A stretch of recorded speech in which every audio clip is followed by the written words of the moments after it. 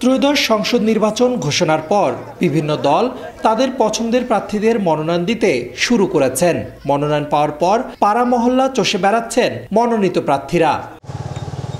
রংপুরের কাউনিয়া পীরগাছা মিলে 4 আসনে জাতীয় নাগরিক পার্টির মনোনীত প্রার্থী দলটির সদস্য সচিব আক্তার হোসেন। মনোনয়ন পাওয়ার পর এভাবেই মোটরসাইকেলে করে উপজেলার 2টি প্রত্যন্ত অঞ্চলে গিয়ে মানুষদের সাথে উঠান বৈঠক ও গণসংযোগ করছেন তিনি। এই অঞ্চলের মানুষেরা দীর্ঘ সময় ধরে উন্নয়ন বৈষম্যের শিকার হয়ে এসেছেন।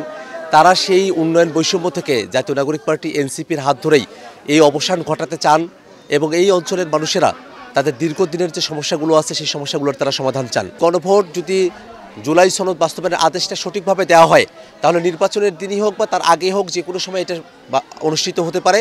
আমরা মনে করি নির্বাচনের আগেই যদি গণভোট অনুষ্ঠিত হয় সেটাই সবথেকে ভালো হতে পারে এবং যার জন্যেই জুলাই সনদ বাস্তবায়নের যে আদেশ সেটা যেন সঠিকভাবে সরকার প্রণয়ন করে সেই ব্যাপারটাতেই আমরা সর্বাধিক গুরুত্ব আরোপ করছি। উঠান বৈঠকে উপস্থিত হওয়ার আগে আক্তার হোসেনকে দলের প্রতীক শাপলা কলি দিয়ে শুভেচ্ছা জানান দলটির নেতাকর্মীরা। রেদওয়ান হিমেল, সময় সংবাদ, রংপুর।